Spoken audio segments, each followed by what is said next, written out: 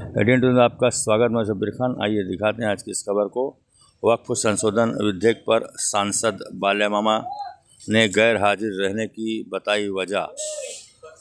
खासदार बाल्या मामा सेहत खराबी की वजह से समता हॉस्पिटल थाना में रहे एडमिट, और खासदार बाल्या मामा ने दिलगिरी व्यक्त की है और क्या कहा, आइए सुनते हैं।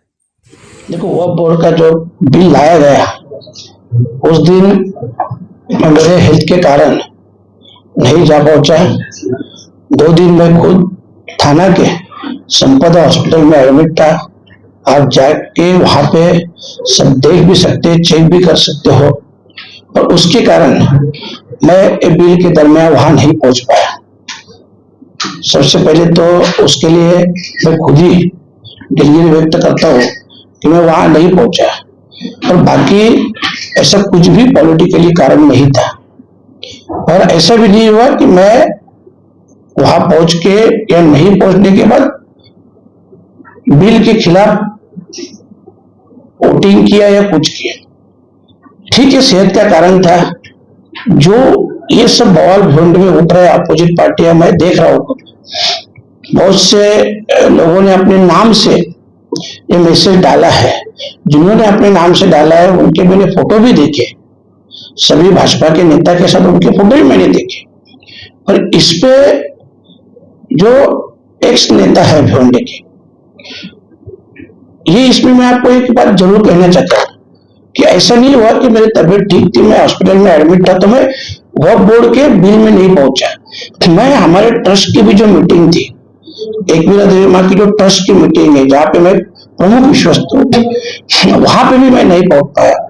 तो वहां नहीं पहुंचने के कारण वहां पे जो भी डिसीजन हुआ, वहां के कलेक्टर साहब रहे या पुलिस ऑफिसर, उन्होंने जो डिसीजन लिया और कानून के हिसाब से या सेफ्टी के हिसाब से कोई डिसीजन ले लिए, वो जब न्यूज जय महाराष्ट्र मराठी न्यूज चैनल पे आई, उसी दरमियान भी इन्हीं लोगों ने हिंदू धर्म में पूरे ऐसी अफवाहें फैला दी है, यदि दाखिल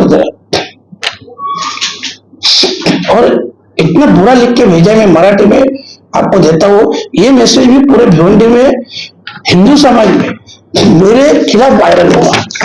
सेम तारीख 3 तारीख, मैं 2 तारीख को एडमिट था, 3 तारीख को जब शाम को मेरा डिस्चार्ज हुआ, मैंने ये देखा तो उसमें इतना खराब लिखा था कि मतलब ट्रस्ट के माध्यम से ये जो सब इंस्ट्रक्शन आ रहे हैं कलेक्टर साहब ने जो दिए हैं, ये खुद बाल्या मामा ने हिंदू के खिलाफ रहने के कारण ये दिए हैं। देवीच्या उत्सवात गुलालाचे उद्गम, आणि मतलब ये गुलाल बिलाल अगर नहीं उड़ा सकते तो वहां के मुस्लिम लोग आने वाले हैं क्या। और इतना बाल्या मामा ने किया, लास्ट में तो इतने थर के नीचे उतरे कि बाल्या मामा ने सुनता करनी चाहिए मुस्लिम के साथ। ये ऐसा तक, ये पूरा मीडिया का न्यूज है, मेरा नहीं है।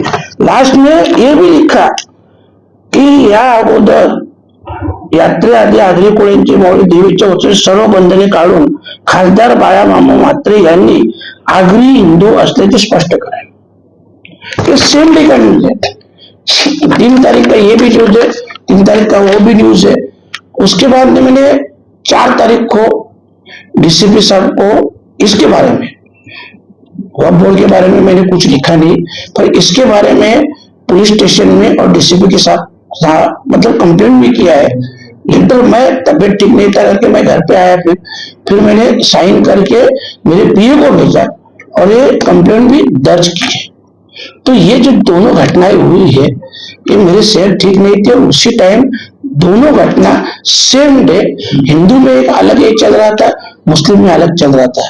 मैं सभी से इतना रिक्वेस्ट करता हूँ कि ऐसा कुछ भी नहीं। वो इसमें जो उन्होंने जो इस ट्रस्ट के बारे में लिखा, उसमें मैंने एक बाइट भी तभी दिया कि ऐसा कुछ भी नहीं है, या मेरा उससे कुछ संबंध नहीं है। वो तो डिसीजन कलेक्टर साहब का है और पुलिस प्रशासन का है, वो मेरा डिसीजन थोड़ा है।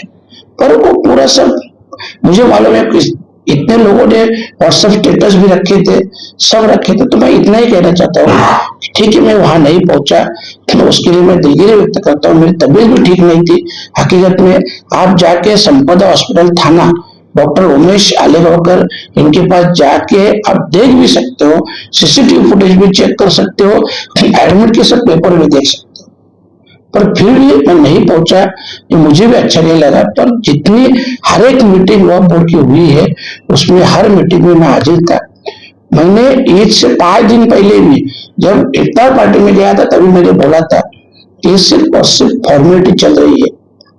ये फॉर्मेलिटी के माध्यम से जो बिल लाना है गवर्नमेंट को, सरकार को, वो लाने वाली है। उनकी जो मंशा है वो करने वाले है। सिर्फ और सिर्फ एक प्रोसीजर चल रही है, फॉर्मेलिटी चल रही है। और उसी तरह से उन्होंने जो किया 232, 288 ऐसे बहुमत से उन्होंने ये बिल पास किया, वहां पे भी किया, राज्यसभा में भी किया। पर इस बिल का हम लोग ने जो विरोध करना था और सभी मीटिंग भी किया था। बाकी इसके लिए फिर से एक बार मैं दिलगिरी व्यक्त हम आप जेपीसी के मेंबर थे, आपने इसकी मीटिंग अटेंड की, तो उसमें आपको कहीं भी नहीं लगा कि ये बिल जो है पारित हो सकता है या तो फिर बिल जो है रद्द हो सकता है किसी तरह का? नहीं, ये जितनी मीटिंग थी और जितने मेंबर भी है, आप सभी विरोधी पक्ष के मेंबर से आज भी पूछ सकते हैं। सभी लोग बोल भी रहे हैं कि तभी भी जब मीटिंग हमारी होती थी, विरोधी पक्ष की किसी भी सदस्य से कोई भी शिकायत करता था, कुछ उसमें बताता था, जो भी कुछ ये करने का है, बदलाव करने के, कोई चेयरमैन साहब सुनते ही नहीं थे। और ये मेरी कंप्लेंट नहीं है, ये जितने भी मेंबर है एमपी, आप सबसे पूछ सकते हो। और सभी ने इसका विरोध किया था। सभी ने मतलब जो सत्ताधारी थे वो समर्थन कर रहे थे, जो विरोध में थे हम लोग वो विरोध कर रहे थे। पर जो सरकार को करना था वो सरकार की मंशा थी, सिर्फ जेपीसी एक फॉर्मेलिटी थी और कुछ नहीं। और ऐसा भी नहीं कि कभी मैं किसी मीटिंग में नहीं गया। आप सभी मेंबर से पूछ सकते हो कि कभी मैंने समर्थन किया है, क्या किया, वो भी आप पूछ सकते हो। बाकी जो अपोजिट खासदार है उनसे पूछ सकते हो। सर, आपकी पार्टी में नहीं, वो मुझे मालूम नहीं सच्चे में। मैंने तो वो न्यूज दूसरे तीसरे दिन देखी और मैंने नहीं पूछताछ थी। मैं फिर से बोलता हूँ कि हेल्थ के कारण मैं नहीं जा पाया। अभी नाराज है, मैं उसके लिए माफी मांग सकता हूँ। बाकी बात मैं इसके लिए बोला आपको कि मेरे से पूछने से आप हॉस्पिटल में जाके इंफॉर्मेशन निकाल लो, या जो भी अपोजिट सदस्य थे जेपीसी में उनसे पूछो। अगर उसमें से कोई भी मेंबर, भले ओवैसी साहब भी, अगर बोले कि बाला मामा ने इसका समर्थन किया था, सवाल ही नहीं आता है। और ऐसा नहीं, देखो हमारे पार्टी की जो विचारधारा है ये सेकुलर की है, तो इसके लिए हम लोग तो इनके साथ ही थे ना, साथ थे भी। मैं इसके लिए आपको एकता क्यों बोल रहा हूँ? चलो ठीक है, अगर बाला मामा को समर्थन करना था तो जेपीसी कमेटी में समर्थन कर सकता था ना मैं, तो उसमें क्यों खिलाफ गया, उसमें क्यों अपोजिट में भी? ये तो ऐसी कोई बात ही नहीं। मैं क्या बोला आपको कि एक ही दिन की दोनों घटनाएं हैं। मुसलमानों में फैला जा रहा है कि हिंदुत्ववादी है, और हिंदुत्ववादी ने वो जो लिखा है वो आपको पढ़ा भी कि मुझे सिद्ध करना पड़ेगा मैं हिंदू हूं करके। तो दोनों जमात में ये तेड़ पैदा करने का, और ये कौन कर रहा है ये भी मुझे मालूम है। सिर्फ इतना ही है कि मैं मेरे काम से उनको जवाब देगा। अभी लोगों ने तो उनको कुछ काम ही नहीं रखा है, इसके लिए ये सब वो दिमाग विमाग सब चला रहे। तो ठीक है, वो उनका काम करेंगे। मैं मेरे का देखो, आज तक बोलता हूँ, कई खासदार हुए, 5 साल रहे, 10 साल रहे, कितनी बार पार्लियामेंट में बोले हैं। मैं सिर्फ 10 महीने में 3 बार पार्लियामेंट में बोला। भिवंडी का टोरंटो का भी मुद्दा उठाया, भिवंडी का आईजीएम हॉस्पिटल का मुद्दा उठाया, बाकी भी जो आदर्श थे, बुलेट ट्रेन इसका उसका, ये भी सब बुलेट ट्रेन का था, ड्रग्स का था, ये सब मुद्दे मैंने उठाए। इतना कम टाइम में उठाने वाला एक भी आदमी बता दो, एक भी एमपी बताओ भिवंडी का कि जिसने, मैं तो बोलता हूँ 10 साल में भी कभी आपने सुना होगा तो मालूम नहीं कि 2-3 बार पार्लियामेंट में बोले हैं, ऐसा सुना होगा ज्यादा। मैं 10 महीने में ही 3 बार बोला, और ये बोला नहीं उससे, मैं ये प्रूव करके दूंगा, ये काम करके दिखाऊंगा। सिर्फ क्या है, देखो हर एक काम की एक सिस्टम रहती है, प्रोसीजर रहती है। ये सिस्टम प्रोसीजर समझने के लिए मेरे को इतना टाइम लगा, और इतनी जल्दी आपको भी मालूम है किसी एमपी को इतनी बार बोलने का नहीं मौका मिलता है।